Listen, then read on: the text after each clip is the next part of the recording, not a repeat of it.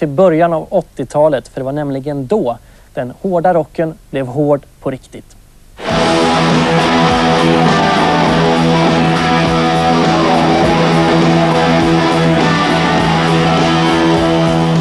You know, we learned from Iron Maiden and Motorhead and Judas Priest and bands like that. So of course, it's natural to take it a step further, and you put a little twist on it, and we just played fast.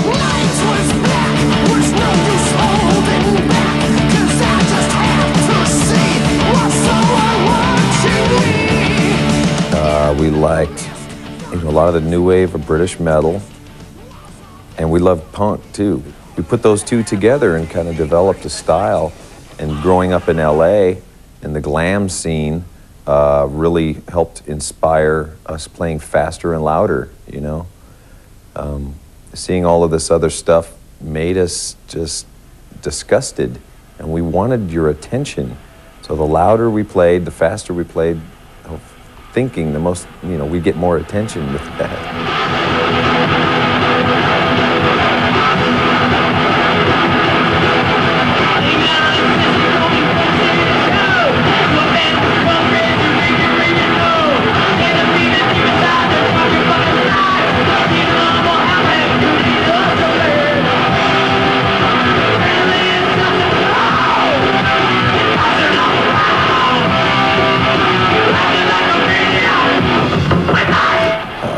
You know, there were bands that were doing lots of fast stuff, underground punk stuff.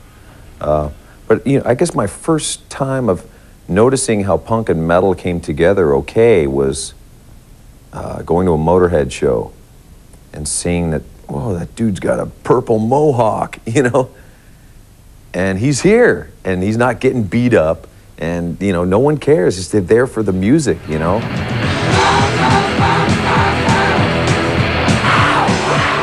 Oh, when was it?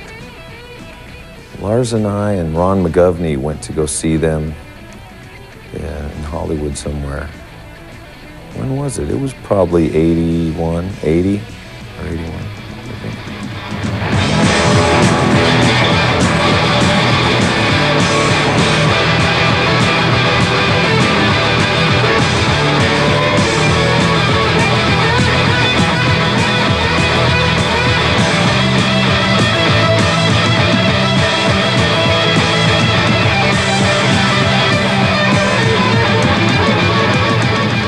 But I had never had a plan.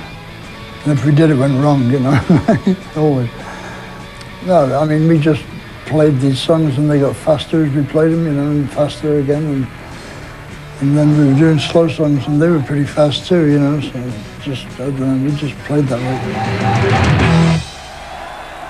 I remember first time I heard a band like Discharge.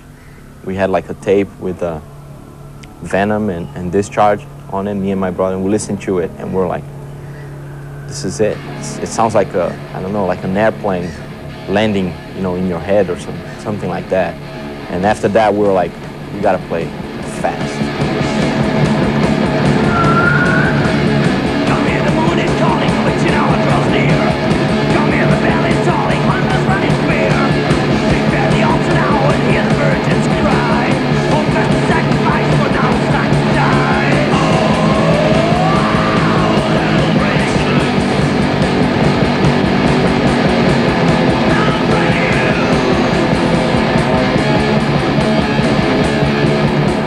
People kept saying at the time, oh, Venom is the new Motorhead, you know, and all that. So I said, okay, we'll go and have a look.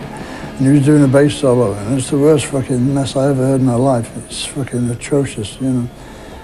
I think that was their attraction, you know, that they were so bad, you know.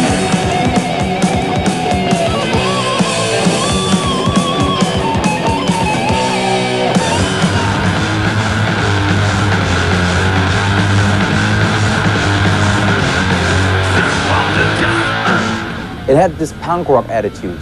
It had this feel to it where you didn't have to be a perfect musician. You know, all these Yngwie Malmsteens and all these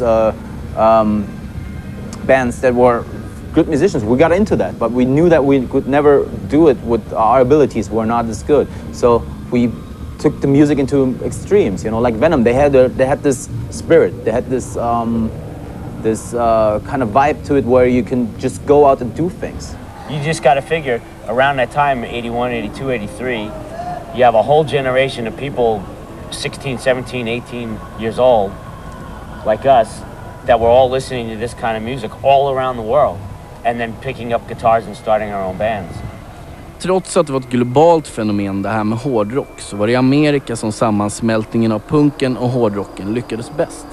Kanske för att det sociala klimatet i Amerika, den engelska punken och det inhemska arvet skapat hardcore, en stil som även den påverkade metal-scenen. You couldn't go down to like the hardcore punk clubs with long hair and a leather jacket. You get beat up. You'd get your ass kicked. And that whole time in 84 and 85, when we actually did start going to the hardcore shows and going to see bands like Agnostic Front in New York and becoming then friends with a lot of people in that scene. And then those guys coming to our shows in New York and moshing and stage diving.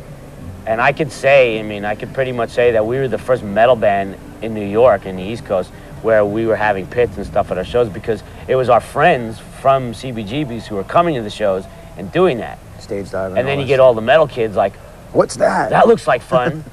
And that's how it started. And I remember we played the Ritz in like early 85, and like all our friends from CBGBs were down there. We put like 60 people on the guest list, and they were going nuts, and that was it. It was this huge, like, then from that point on, it was like, you know, the mosh thing just, it took off.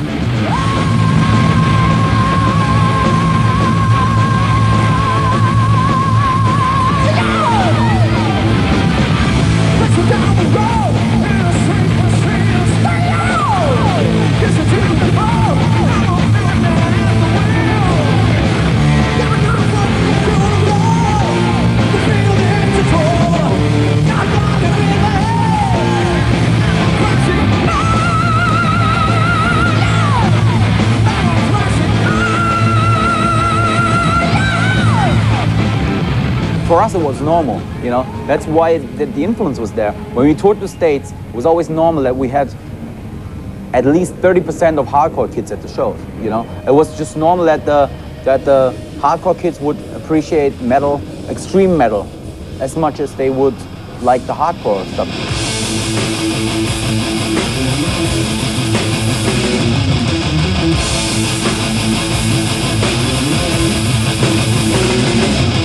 A lot of those bands probably looked to bands like us and or Metallica, those type of bands, and said, you know what, we can do it with jeans and a t-shirt. We don't need to puff our hair up. We could be more street. And I think people were ready to accept that because they were sick of the whole glitz and glam stuff. I see your face every time I dream. All the whispers and the magazines. So loud and free, so far from me. You're all I want.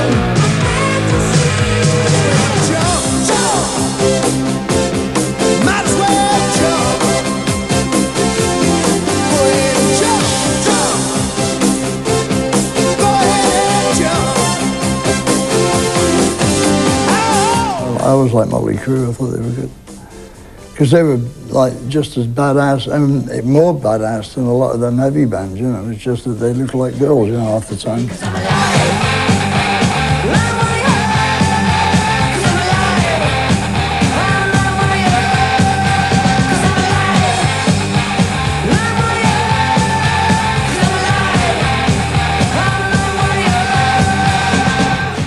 We understood that LA wasn't the place for us. Moving up to San Francisco and getting a good response